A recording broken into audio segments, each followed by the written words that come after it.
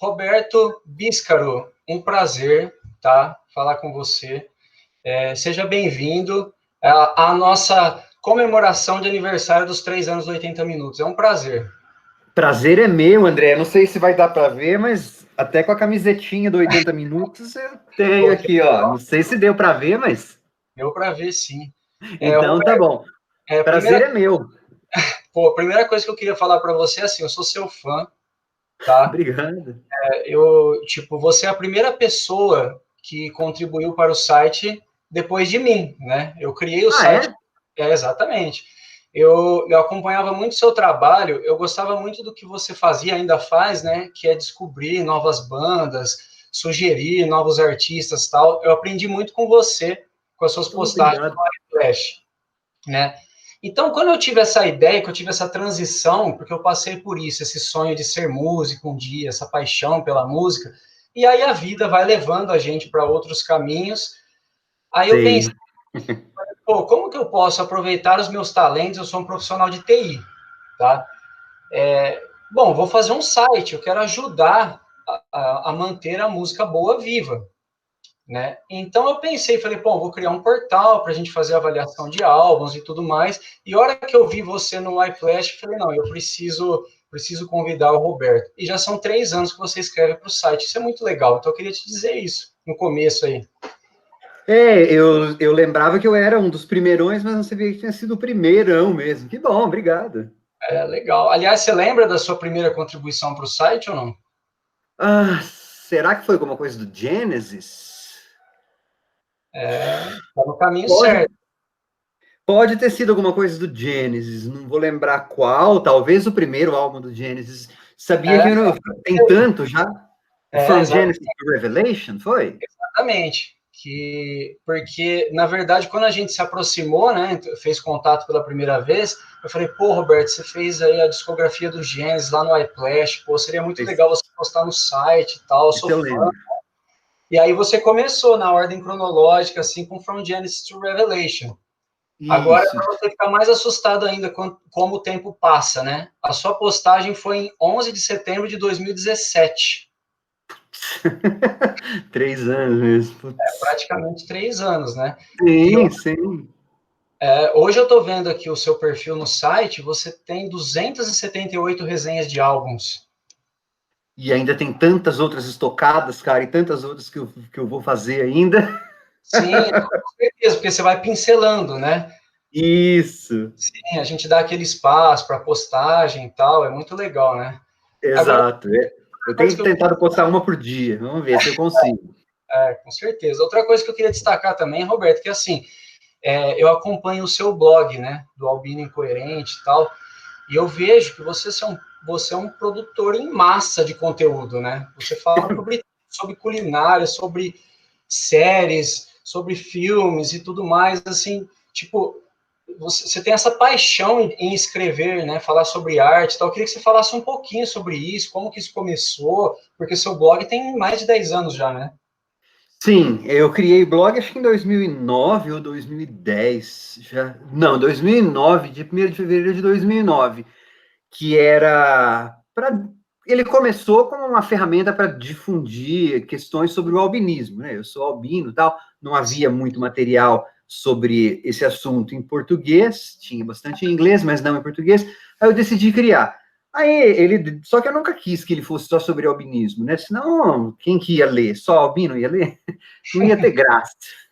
E eu sempre gostei de música, de artes, né? Visuais, cinema, séries, livro, né? Eu sou professor de literatura, sou doutor em dramaturgia norte-americana e tal. Então eu falei assim, vamos colocar umas coisas extras no blog para atrair público geral. Aí deu uma estourada, deu uma explodida no blog, assim, em 2010 ele deu uma puta de uma explodida.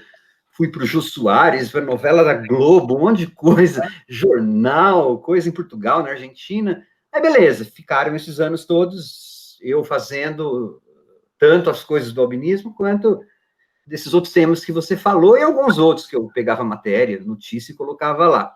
E porque eu sempre gostei desses assuntos. E que é mais ou menos como você, eu também amo música, mas eu fui para o caminho da educação, tal, não deu para virar rockstar, ou popstar, na verdade eu preferiria ser popstar e não rockstar, a não ser que Sim, fosse rockstar progressivo, mas, enfim. sim.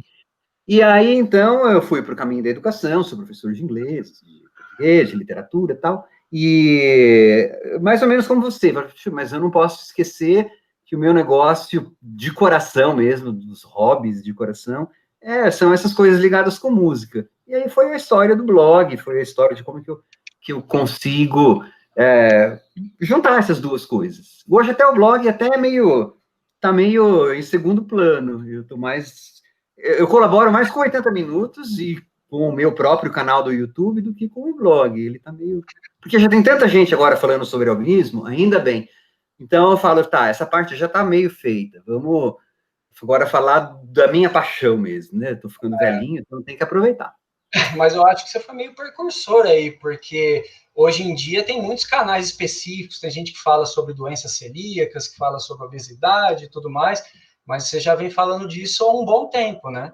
Sim, sim. Daí, como eu achei que esse ciclo não fechou, mas que eu já fiz uma boa parte, então eu falei, tá, agora deixa essa moçada mais nova que tome conta disso. E aí agora eu estou mais focado mesmo em música, em séries, em cinema, e assim que eu me aposentar, então, aí é só isso. Tá certo. E, Roberto, tem acho que mais ou menos um ano que você também fez uma transição aí, que você começou a produzir conteúdos em vídeo, né? Você fez um canal. Sim, exatamente. Parei de escrever, É um sucesso nunca seu. mais. Hã? Tá indo muito bem, é mais um sucesso seu, né? Sim, tá indo bem legal. Eu parei de escrever e tem um nome agora o canal. Antes era o meu nome completo, mas agora chama Robertando, para quem quiser procurar no YouTube.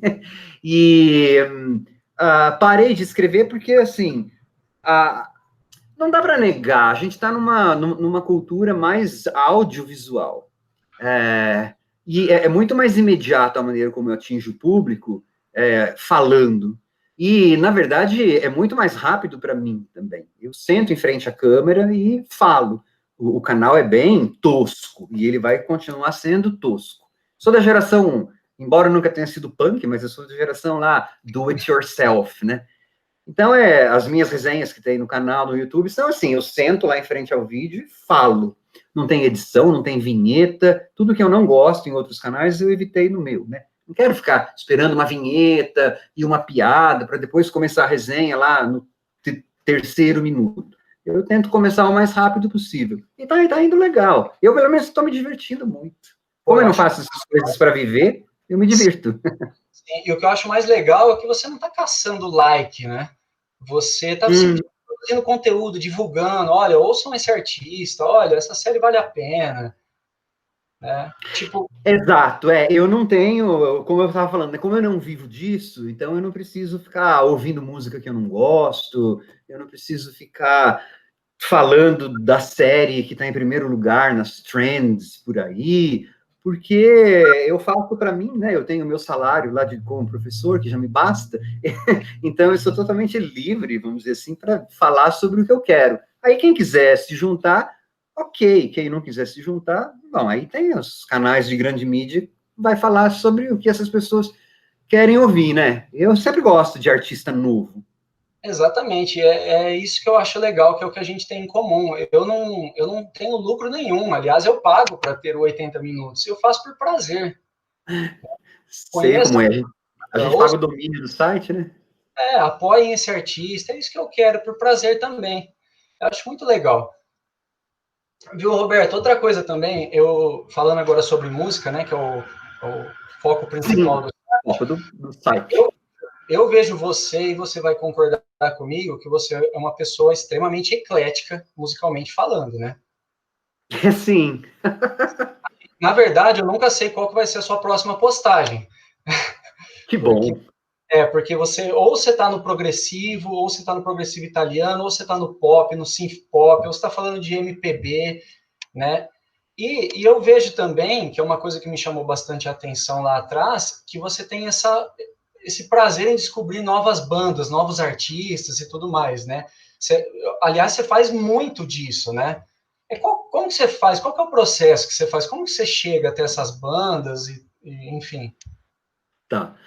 Bom, primeiro, esse negócio do ecletismo, às vezes no meu canal do YouTube tem uns comentários assim, pô, mano, suas postagens são muito aleatórias. E eu me divirto muito com isso, justamente porque acho que a pessoa, vamos supor, ela se inscreveu no canal porque gostou de uma resenha de prog, faz de conta. Aí, no próxima vez que eu publico música no canal do YouTube, porque lá não é só de música, ele vai encontrar uma diva negra norte-americana, né? Porque eu amo soul music, amo black music. E aí, depois, na outra semana, ele encontra uma cantora de MPB, acho que a pessoa fica, o que esse cara quer falar? Do que ele gosta? Eu gosto de várias coisas. Acaba tendo um alinhamento, obviamente, né? Por exemplo, eu não vou falar de axé ou de sertanejo, eu não entendo, na verdade eu nem gosto, mas assim, tem um escopo grande, mas ele não é infinito também. Você não vai encontrar, por exemplo, uma resenha de metal. Eu até curto metal, mas eu não consigo entender. Como eu não sei a história, eu não consigo saber se o que está rolando é muito original, ou sei lá, esse som vem de que banda. Eu gosto muito de fazer, você já deve ter percebido nas minhas resenhas, uma espécie de genealogia. Ó, isso aqui vem de tal tradição, isso vem de tal lugar, tal. Então, quando eu não sei, eu não falo.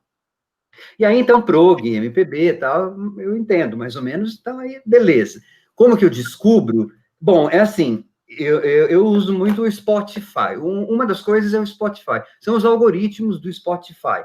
E eu sou bem, assim, draconiano, eu sou muito rigoroso no Spotify. Eu não escuto nada, nada, nada que eu não goste ou que vá levar o algoritmo a colocar coisas, me indicar coisas que eu não gosto. Então, às vezes as pessoas passam alguma coisa para mim, sei lá, olha só que coisa engraçada, sei lá, caneta azul. Mesmo no YouTube eu faço a mesma coisa. Eu não clico no vídeo, eu não toco isso no meu Spotify, por quê? Porque depois o algoritmo vai achar que eu gosto e vai começar a me indicar lá tubaroa e tubaína, e eu não quero ouvir, eu não gosto de ouvir.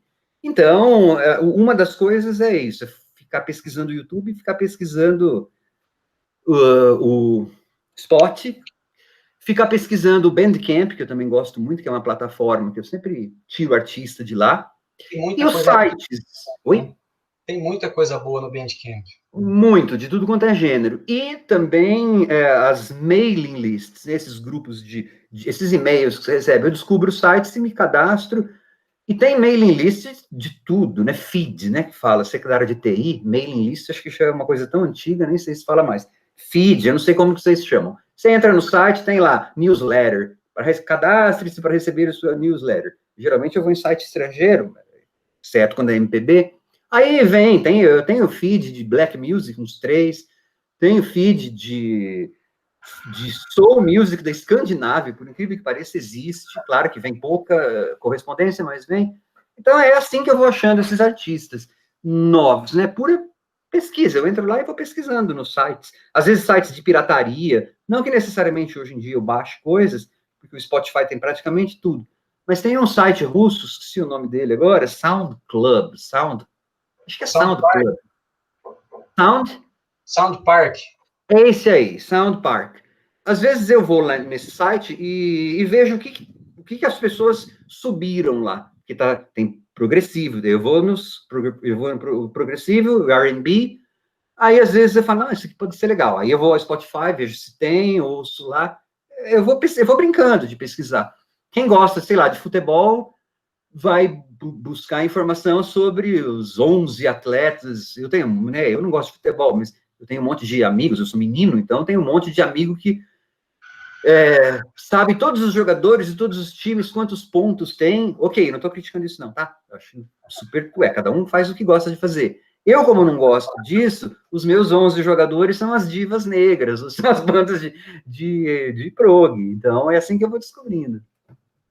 Eu mencionei os seus posts do iPlash, né? Eu lembro realmente que você começou pelo Bandcamp, né? Porque essa parte dos algoritmos e tudo mais acabou vindo um pouquinho depois, que ajuda bastante. Faz o garimpo. Exatamente. Né? E, aliás, você falou dos algoritmos, eu até dei risada, porque eu lembrei que você fez até uma graça um tempo atrás, que a Netflix andou dando umas bolas fora aí com você e tal, né? Às vezes acontece. Por isso que não dá Isso, né? nada, né?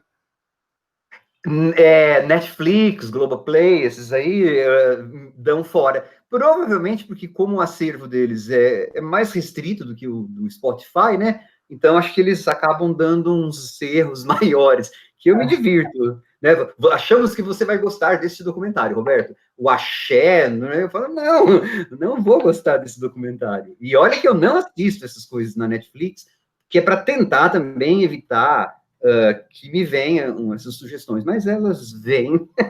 Agora, os algoritmos do Spotify eu amo. Nossa, é da sua área isso, né, André? Sim. Tá de parabéns quem criou os algoritmos do Spotify. Eles são, assim, eles me entendem. Eu casaria com aqueles algoritmos. Viu, Roberto? E agora passando um pouquinho no funil, assim, sobre os seus gostos musicais, eu sei que você tem uma preferência muito forte pela década de 80, né?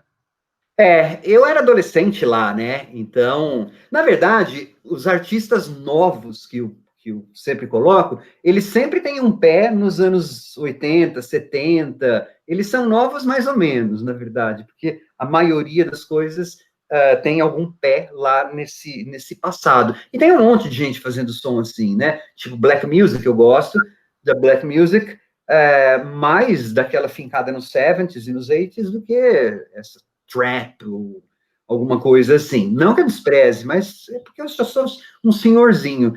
Mas anos 80 é um dos meus pilares, né? Eu era adolescente lá, então, Tem sei lá, alguma, acho que tudo que eu conheci foi lá. tá, tem alguma banda dessa época, assim, que você gostaria que tivesse durado mais? Você fala, pô, esse artista tinha um potencial enorme, assim, durou muito pouco. Hum, não sei, acho que não. Acho que duraram o que tinha que durar. Não sei, você pegou de surpresa.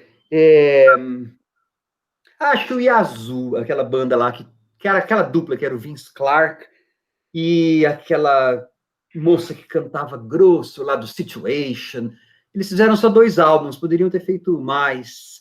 Sim. Alison Moyet. A Alison Moyet no vocal e o Vince Clarke no teclado. Aí depois a Alison foi para a carreira solo e o Vince Clarke formou o Erasure.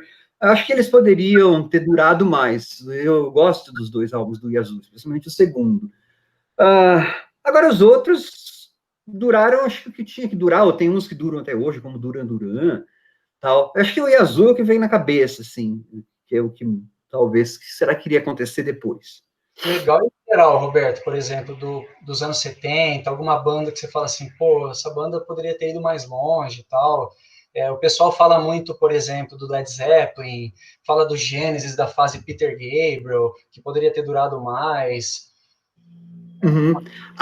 Então, não sei se eu vou lembrar o nome, porque eu tô ficando velho, mas nos anos 70, especialmente na cena prog, tem tanta coisa que só lançou um álbum, né? Sei lá, especialmente coisa italiana, Maxofone, aquele Ah, Bilhete del Inferno. Eu vejo lá aquelas raridades prog, que às vezes eu e você, um monte de gente fica pescando e fazendo resenha. Eu falo, nossa, como será que seriam outros álbuns desses caras depois? Então, no 70s eu acho que tem um monte. o Maxofone foi um bom exemplo mesmo, né? O prog italiano muito, muito rico, né? Muito, nossa. Sim, nossa, cada coisa, Alpha Taurus, eu falo, nossa, esses caras poderiam fazer cada álbum depois, mas não rolou. No caso aqui no Brasil, Bacamarte, putz, imagina o que viria, o que poderia vir depois. Mas eles chegaram meio tarde na cena, né? Acho que o álbum do Bacamarte é de 77, 78, já era outra vibe, já não rolava muito prog, enfim.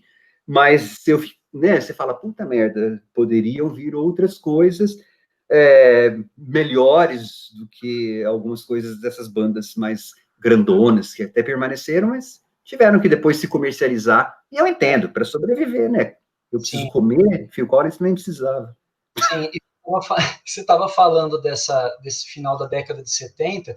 É interessante que, assim, a década de 80 que nós mencionamos, ela é muito rica, né? A música começou a ser mais produzida, vamos dizer assim, né? O surgimento dos Uhum. cores e tudo mais, do eletrônico. Só que as bandas que cresceram nos anos 70, principalmente esse pessoal do prog, eles tentaram se adaptar e a maioria não conseguiu, né? Não, era outra vibe, né? Quem conseguiu foi quem? O Genesis, virou pop cada vez mais. O Yes conseguiu durante um álbum. Aquele Nine, aquele que só é um número, são números, parece. O que tem Hold On, esqueci o nome daquele álbum lá, Honor of a Lonely Heart. Aí depois também, é um número, né, aquele nome daquele álbum, que eu esqueci. Depois veio aquele Big Generation, que, nossa senhora. Então, e as bandas que conseguiram, que, por exemplo, o Genesis fez muito sucesso, né, atingiu as rádios e tudo mais, só que aí a maioria não gostou, né? Quem gostava do Genesis do passado faz a comparação, né? Nossa, até hoje tem isso ainda, né? Ainda tem. E é engraçado, eu conheci o Genesis do passado porque eu conheci o Phil Collins nos 80s. Claro que isso não é o caminho que todo mundo fez.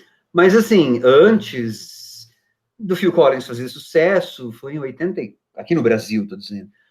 Acho que foi em 83, 84, quando ele fez a trilha sonora de um filme, aquela música Take a Look at Me Now, Against All Odds. Foi aí que eu precisamente conheci o Phil. Aí eu fui atrás do catálogo anterior, aí que eu descobri o Genesis. Falei, oh, que banda legal, tal. Acho que foi aí que eu comecei. Já, de certo, eu ouvi alguma coisa, mas era não tanto. Então, assim, um monte de gente reclama, mas no meu caso, eu sempre sou grato ao Phil, porque se não tivesse sido Against All Odds, o One More Night, lá aquele álbum No Jacket Required, que hoje eu nem gosto mais, datou feio aquele álbum, datou feio, né? Só o One More Night, acho que eu ouço e Sussúrio de vez em quando, mas datou muito feio. Foi através disso que, na verdade, eu fui depois ao Genesis, ao Peter Gabriel e a grande parte do prog, né? Mas eles tiveram que, putas, anos 80 muito punk, né? Então, se os caras não se adaptassem, quem que ia ouvir? E nego quer fazer sucesso, né? O que eu vou fazer? É a vida. Em carreira solo. Oi? Peter Gabriel também cresceu muito em carreira solo, né? Cresceu, e quando você pega o álbum Soul, lá de 86, tem o Sledgehammer, que eu amo. Mas aí, eu me lembro quando lançou o Sledgehammer, eu já era, sei lá, 18, 86, eu tinha 19 anos. Era a mesma vibe do Phil, na verdade, só que mais bem feita, mais cultural, vamos por assim. Mas era black music, o que está na raiz do Sledgehammer é black music, assim como o que está na raiz do Phil. E então eram os dois fazendo a mesma coisa, só que de modo diferente, né? Tanto é que acho que o Soul do Peter Gabriel envelheceu bem melhor do que a carreira solo do Phil Collins, porque tem um outro arranjo, tinha uma outra pegada. O Peter não estava tão interessado, acho, em fazer sucesso comercial, embora tenha feito, mas eu acho, assim, que essa galera teve que se adaptar para sobreviver, né? Exatamente. Na verdade, eu sempre gostei tanto de... Você falou de bicicletismo? Eu sempre gostei tanto do Genesis quanto dos Smiths, e isso naquela época já. E eles eram, né, imagina, o Morrissey sempre odiou essas bandas. Mas a gente que estava do outro lado, aqui eu pelo menos, eu gostava dos Smiths, da Kylie Minogue e do Genesis, da mesma forma como eu gosto hoje. Eu não vou ouvir progressivo todo o tempo, eu acho chato. Eu vou numa festa ou vou sair para badalar ouvindo Supper's Ready, puta merda. Claro. Vou fazer esteira ouvindo maxofone? Eu não consigo, então vou fazer esteira, eu vou ouvir Technotronic, ou hoje em dia vou ouvir Kaiser, vou ouvir Georgia. Eu acho que eu não sou um velhinho tão quadrado. Eu acho assim, eu gosto de uma frase que o John Lennon falou numa entrevista, que ele disse assim, uma música boa é uma música boa. Exatamente. De quando ela foi feita, eu acho que uma música boa, ela se encaixa, você coloca, dependendo do momento que você se encontra, você fala, agora um pop combina aqui, hoje eu estou estressado, eu vou ouvir um black metal, para quem gosta, e por aí vai. Sim, eu acho. Então, eu acho que por isso que tem esse ecletismo, né? Porque tem na minha playlist tem até Gretchen, de verdade. Eu cresci ouvindo Conga, Conga, Conga. Eu via essa mulher na Globo de Ouro lá. E então eu não posso jogar fora. Claro, se você pergunta assim, artisticamente, fazer uma comparação, pô, aí é outra história. Mas eu não vou dizer que eu não ouço Conga, Conga, Conga, e que eu não respeite a história que essa mulher tem. E mesmo essas outras sertanejos, coisas que eu não gosto. Aí é uma questão de eu não gostar. Mas não significa que as pessoas não possam gostar. Cada um tem a sua história, né? Quando a pessoa fala assim, mas você podia ouvir ser mais eclético, porque tem gente, né? Mas você não ouve essas coisas. Eu falo, você ouve death metal ou black metal? Tem gente que nem sabe. Eu falo, então, eu de vez em quando ouço, então não cobra, porque até o ecletismo ele tem um limite, né? Senão vira caos, senão não dá. Meu Roberto, você estava falando de ecletismo, né? Agora eu vou te dar uma missão um pouco difícil. Assim, eu queria que você me ajudasse, que você definisse para mim 5 álbuns que você olha do primeiro ao quinto, você fala, esses álbuns definem o meu gosto musical. Se você quer saber do que o Roberto gosta, esses álbuns dizem. Vamos lá. Close to the Edge. Embora eu seja fã do Genesis, mas eu acho que o melhor álbum, 100%, assim, prog, é o Close to the Edge, porque sempre eu consigo achar alguma coisinha em algum álbum do Genesis que eu falo, esses segundos não deveriam estar aqui, ou essa parte caiu 1 milímetro do que eles produziram, tal, e o Close to the Edge eu ouço há, sei lá, 40 anos, e ele continua sendo, sim, perfeito. Então, o Close to the Edge saiu em primeiro lugar, né, aqui no meu... Sim, espontâneos, alguns eu vou ter que pensar. Mas, enfim, o Close to the Edge do Yes, porque eu acho que é prog sinfônico, é aquela história, ame ou odeie. Eu não sei se tem muito meio termo naquilo lá, né? Ou você vai amar aquele negócio, ou você vai odiar, achar que é super pernóstico, que é super pretencioso, que é super tudo, ou você vai falar, né? O segundo, que é, acho que um oposto dele, que é o The Queen is Dead, que é Smiths. Quer dizer, acho que nada podia ser mais oposto do que Yes e Smiths. E, para mim, faz parte da discografia básica. Smiths também, que é esse álbum The Queen is Dead, saiu em 86, pouco depois, em 87, a banda se desfez, né? Ainda bem, porque o Strange Ways, que é o outro álbum que veio, já não era aquelas coisas, mas eu acho o The Queen is Dead fantástico também, do começo ao fim, aquela coisa mordaz, né? Passando por um monte de climas, o Johnny Marr, que é a alma dos Smiths, sempre... Eu gosto do Morrissey, na verdade eu gostava, agora eu acho ele um pé no saco, mas Johnny Marr no seu topo de fazer produção e tocar guitarra e fazer aquelas guitarras soarem bem, parecendo às vezes até meio eletrônico, teclado, sei lá o que é. Agora começam. Minas, do Milton Nascimento, que é aquele álbum que tem Ponta de Areia. Ele define muito bem o tipo de MPB que eu gosto, o tipo de MPB que faço resenha até hoje, né? E que é bem ligado ao prog também, especialmente a versão que saiu remasterizada lá na Abbey Road, que aí acho que você vai ficar bravo comigo, daqui a pouco eu vou falar um negócio, que é a versão do Minas que tem uma cover dele para Norwegian Wood, dos Beatles. Essa é a versão do Minas que eu mais ouço, né? É o Minas mais, acho que 2 faixas extras, bônus lá, que tem o cover de Norwegian Wood, e, bom, não encerre a gravação, André, que eu prefiro essa dos Beatles. Eu sei que você é super fã, mas eu prefiro o Milton Nascimento cantando Norwegian Wood. Eu não sou tão fã dos Beatles, assim, eu respeito pra caramba, mas não é muito a minha praia de ouvir tanto. Então, Minas... Bom, tem que ter um de Black Music, porque Black Music, né, são as coisas que eu mais falo, acho, nas minhas resenhas. É prog, é MPB, é indie, anos 80. De Black Music, tem tanta coisa que eu ouço sempre, mas um que eu ouço, que entrou nos meus 5, é um de 2017, de uma cantora que morreu, eu não vou lembrar o nome dela agora, mas tem até no 80 Minutos, que é Soul of a Woman, a alma de uma mulher, esqueci o nome dela agora.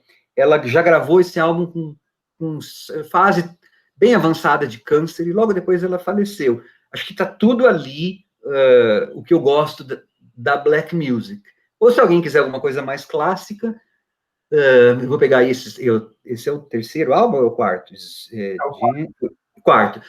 Vou dividir de dobradinha. Ou se quiser alguma coisa mais clássica de black music, alguma coisa da Diana Ross, lá dos anos 70 também serviria para definir o que eu gosto de álbum, assim. E na escala pop, mas, sei lá, não sei se consumo, sei lá, o que eu poderia definir. Um álbum que é bem anos 80, que eu acho que é um álbum tão injustiçado, nem os caras da própria banda gostam, mas eu adoro, é o... Em 85, quando o Duran Duran estava brigando lá, teve um racha e aí eles formaram dois grupos. O Power Station, que era com o John, não sei das quantas, lá esqueci o nome dele agora, Taylor, e o Arcadia, que era aí com os meus dois Duranes favoritos. Na verdade, que é o Simon Le Bon e o tecladista o Nick Rhodes. Eles formaram esse grupo Arcadia, até nem o Simon Le Bon gosta desse álbum, ele diz que é muito produzido, muito pretencioso.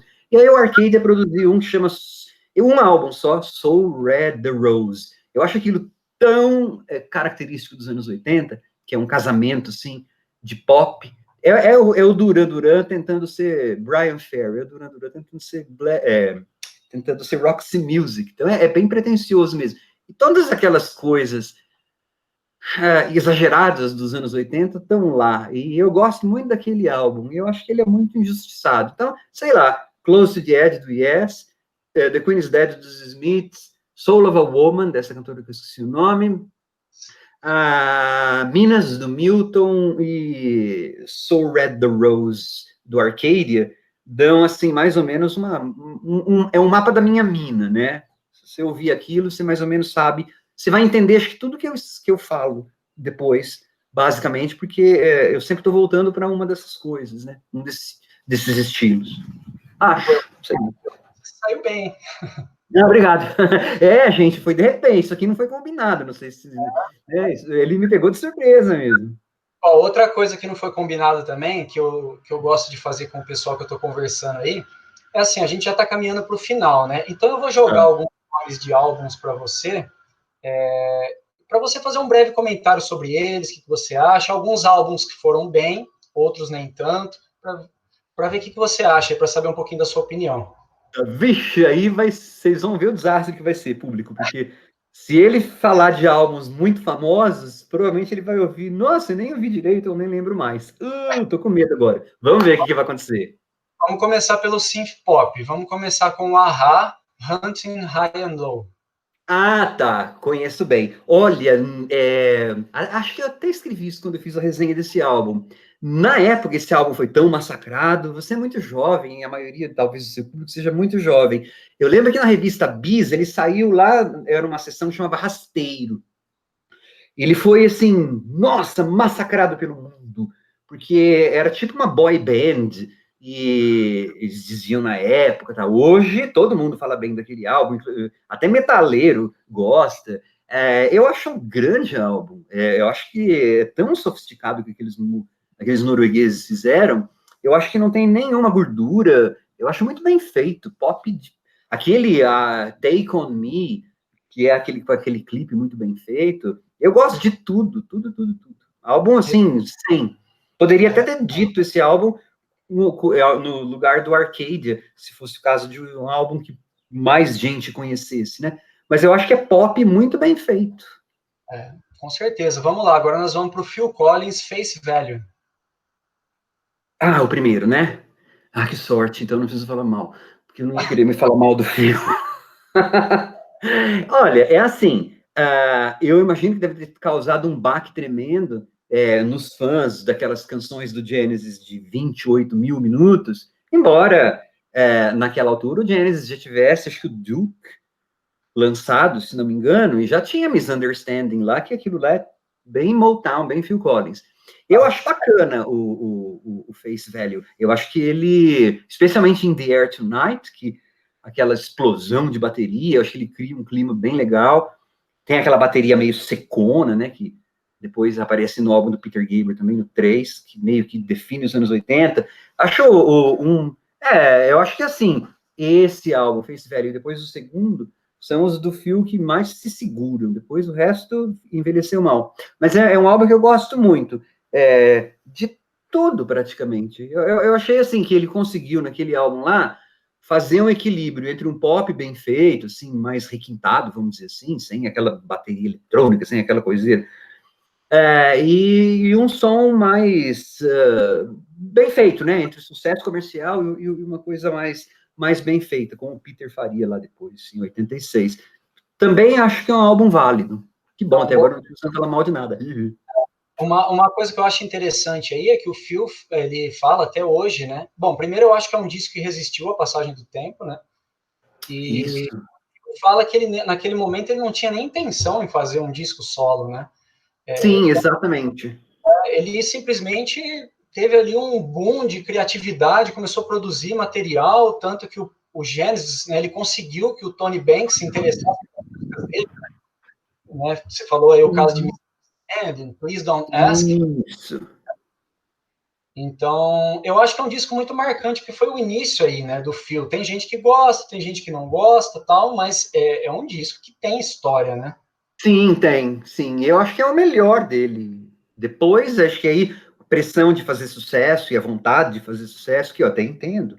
Mas aí vem No Jacket Required, vem o But Seriously, que... enfim. Esses aí envelheceram mal, né? Mas fazer o quê? Daí pra frente complica mais ainda, né? Sim. Bom, vamos lá, vamos em frente. Por enquanto, estou te dando coisa fácil, tá? Mas, ó, vamos manter nessa linha do Genesis ainda. Eu queria que você falasse um pouquinho sobre Calling All Stations, de 1997. Putz. Aquilo é uma... Eu não sei se pode falar palavrão, mas... Nossa senhora, eu não gosto daquilo lá, não. Achei, assim... Aí sou eu brincando de fã careta de Genesis, né? Igual aquele pessoal que fala, não, Genesis é só com o Peter Gabriel. Nossa, mas a culpa não é do Ray Wilson. Eu até poderia aceitar um outro vocal. Mas eu acho, sei lá, meu, aquela Back into the Congo. Tararara.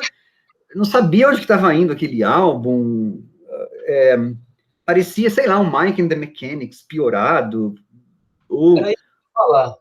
uma mistura da carreira da pior produção solo do Tony Banks com a do Mike and the Mechanics. Eu acho que não vai para lugar nenhum aquele álbum. Sinto muito. Nem ouço.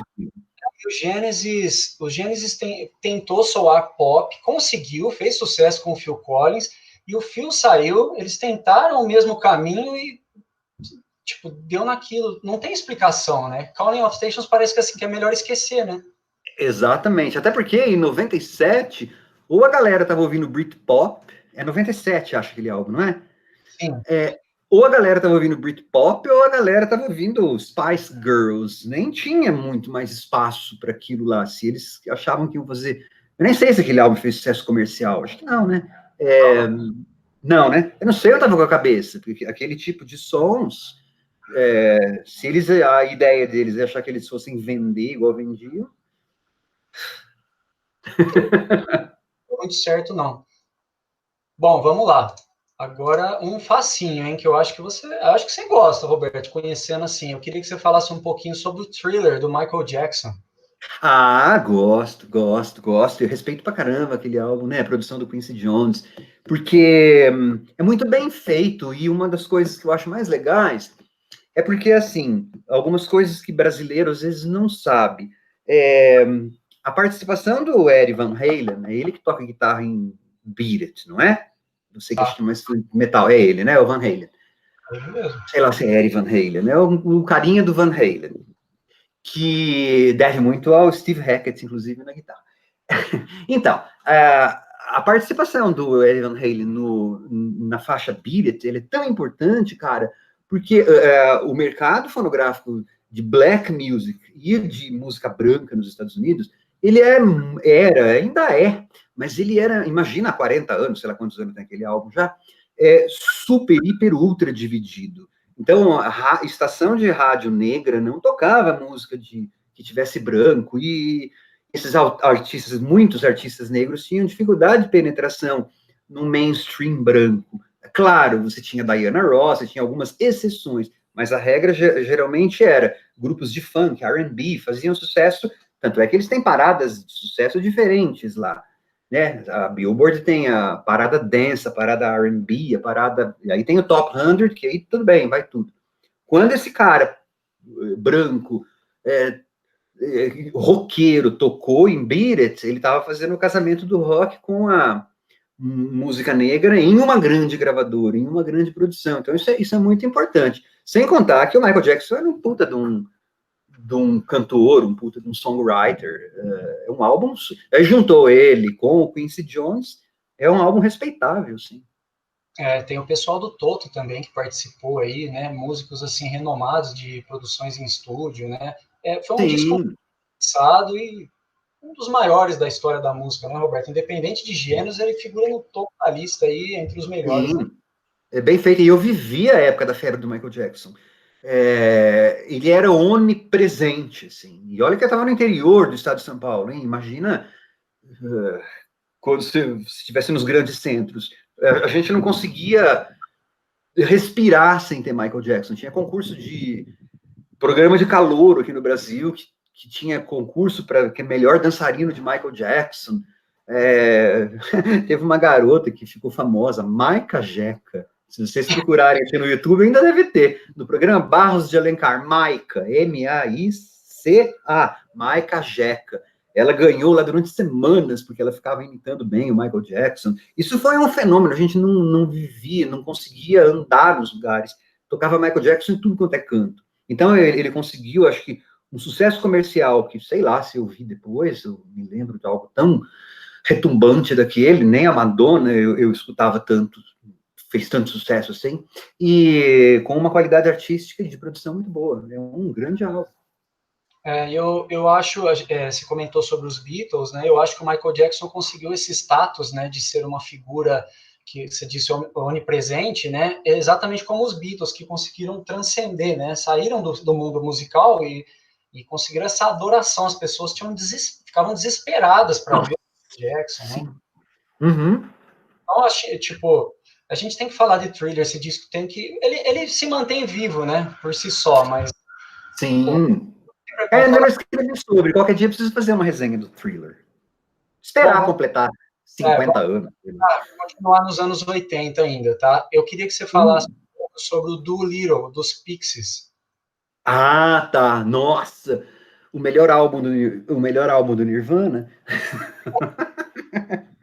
O melhor álbum que o Nirvana nunca fez. Eu respeito o Nirvana, gente, mas é que eu conheci os Pixies antes. Então, eu acho também perfeito aquilo lá. Nossa senhora, é uma cartilha, né? Ele Achei uma vez escrevi sobre, botei até o nome, a pedagogia de Doolittle, coisa de professor, porque eu acho que ele cartografa um mapa da mina, assim, dos anos 90, certinho, e se não me engano é de 89, 88, 90, aquele álbum. Não, 90 já é o que tem Velúria, que eu acho que deve ser de 89, né, ou 88. 89. Me lembro quando foi lançado, inclusive, e tal.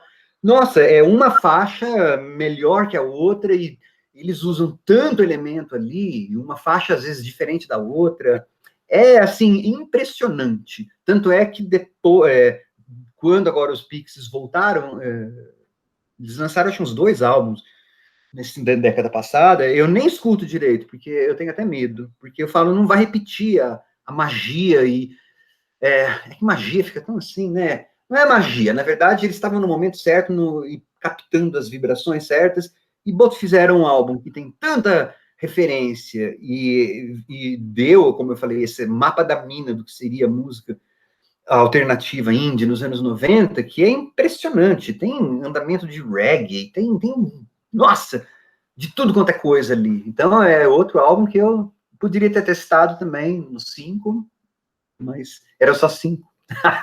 Mas o Pixies é uma daqueles, assim, eu ouço de cabo a rabo, não tem nada que eu ache errado, assim, que não me guste. Criatividade ali, né, Roberto? Muita criatividade. Uhum. Bom, vamos lá, último, tá? Tá. Agora, eu queria trazer, que eu sei que você gosta também, um disco da Kate Bush, que é Hounds of Love. Ah, tá. Que corajosa aquela menina. Ela... Amo porque, eu também sou da época em que aquilo foi lançado em vinil, né? 85, aquele álbum. Ela era uma artista de primeira grandeza na Inglaterra, ainda é, mas eu estou dizendo em termos de atingir primeiro lugar em parada de sucesso, esse tipo de primeira grandeza. E a mina me lança um álbum em 85 que tinha o lado A, eram canções muito bem feitas, pop, tem, né, muito bem feito, e o lado B era um lado conceitual, cara. Daquilo lá dura 28 minutos, é totalmente progressivo o lado B. Você é uma jornada que passa por 350 tipos de estilo musical e vocal tal, e a menina chegou em primeiro lugar na parada britânica com aquilo lá.